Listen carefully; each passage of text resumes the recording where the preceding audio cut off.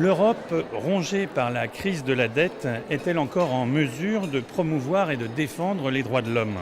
Olivier Basile, bonjour. Vous représentez à Bruxelles Reporters sans frontières, une organisation récompensée en 2005 par le prix Sakharov pour la liberté de l'esprit. Quel état des lieux faites-vous en cette fin 2011 de la défense de la liberté de l'esprit en Europe et ailleurs? Un mauvais état des lieux, une régression. Nous sommes dans un continent qui est basé sur un certain nombre de valeurs, sur une charte, sur des traités, sur des engagements. Et par rapport à l'ensemble de ce qu'on prend comme engagement vers cette population, nous sommes en totale régression en matière de liberté de la presse et de liberté de l'esprit. Mais ce qui voulait, notre core business, on va dire, c'est plutôt la liberté de la presse qui n'est jamais que l'émanation médiatique de ça. Le problème qu'on a principalement sur l'UE depuis à peu près 5 ans maintenant, c'est une hémorragie législative. Émanant d'abord de parlements nationaux, parfois de gouvernements, mais aussi de parlementaires, visant à vouloir régir par la loi tous les problèmes relatifs à la liberté d'expression. Dès qu'il y a un petit problème de communautarisme, dès que quelqu'un est blessé dans quelque chose, on veut passer par la loi. Et vous avez de plus en plus comme ça des projets de loi qui visent à organiser l'équilibre de l'information, à organiser la manière dont une nouvelle positive ou négative. Vous avez des gouvernements qui déclarent comme ça qu'il faut 50% de nouvelles positives dans les médias. Vous avez des droits de réponse automatiques, une remise en question claire et dans tous les pays de l'UE de la protection du secret des sources. Vous avez des lois sur le blasphème qui commencent à naître comme ça pour condamner des prises de position qui sont en effet anti-religieuses. Vous avez véritablement quelque chose qui va dans le très mauvais sens. Donc un État en totale régression. Et alors, comment expliquez-vous cette évolution? Ça nous inquiète. Depuis 5 ans, vous avez tous les pays de l'Union européenne chutent dans le classement mondial de la liberté de la presse. Vous avez une classe politique, toutes tendances confondues. C'est plus un problème gauche, droite, conservateur ou pas. C'est vraisemblablement un réflexe, pas protecteur, mais carrément censeur. Vous avez une classe comme ça de parlementaires qui, regardez ce qui s'est passé en Hongrie, regardez ce qui se passe aujourd'hui en Italie, vous avez en France également. Si vous voulez, 5 minutes, la carte de l'Union européenne. Irlande, 25 000 € pour blasphème. En Angleterre, le monde entier vient poursuivre des journalistes pour diffamation. En Belgique, vous avez une loi qui interdit aux médias publics de faire venir des partis politiques d'extrême droite en l'occurrence, mais en attendant, par la loi, un parti n'est pas représenté alors qu'il est au Parlement. En France, vous avez les affaires on est champion d'Europe des perquisitions et d'atteinte au secret des sources. Italie, une dizaine de journalistes sous protection policière pour avoir enquêté sur tous les problèmes mafieux et sur la montée des mafias dans les capitaux des médias.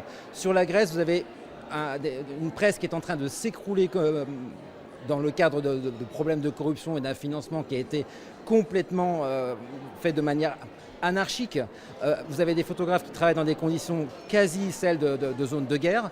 Une Bulgarie qui est aux mains des mafias clairement dans les capitaux. Vous avez une Roumanie qui a le même type de problème. Au Danemark, vous avez un caricaturiste qui vit sous protection policière. Il en va de même pour les Suédois.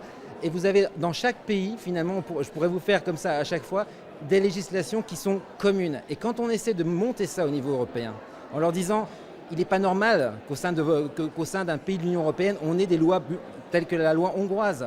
Eh bien, le Parlement européen vous dit on ne discutera pas ce sujet-là. Et pourtant, l'Union européenne serait bien placée pour agir en la matière, non? On est encore un sanctuaire, du moins on prétend l'être.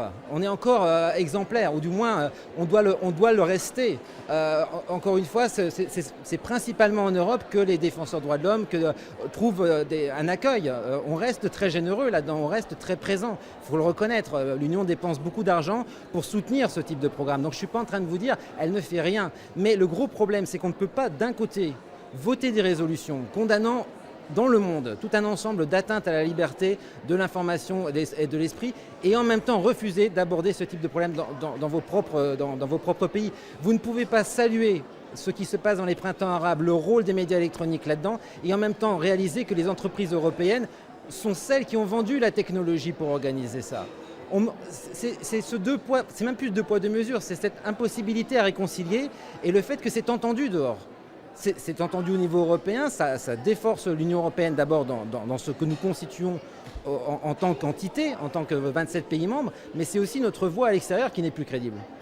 Alors la presse en Europe en général, comme ailleurs dans le monde, fait face à d'intenses mutations sous l'influence du développement d'Internet et des médias sociaux. Est-ce que ces mutations contribuent à fragiliser la presse ou à renforcer son rôle dans la société ? Non, manifestement, les nouveaux médias sont en train de complètement changer la donne pour la presse telle qu'on l'a connue, la presse traditionnelle, écrite. Il y a une crise économique, mais il y a une remise en question complète du modèle global de la presse. Donc ça, c'est sûr, ça se joue en Europe, la construction de ce type de modèle et les possibilités ont fait en sorte que ça modifie considérablement cette profession journalistique. Mais encore une fois, le droit à l'information n'est pas l'apanage de la presse.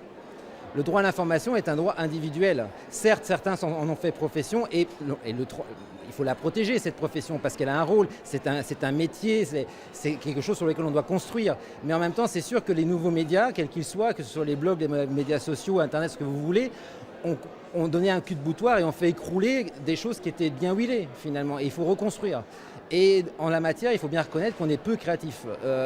Ou alors, quand on est créatif, on a tendance à se dire oui, mais on va rester conservateur parce qu'on ne fait pas rentrer finalement dans les rédactions, je pense, suffisamment de gens qui ont une vision de ce genre de trucs et qui vous disent clairement il faut laisser tomber un pan de la presse pour en créer une autre.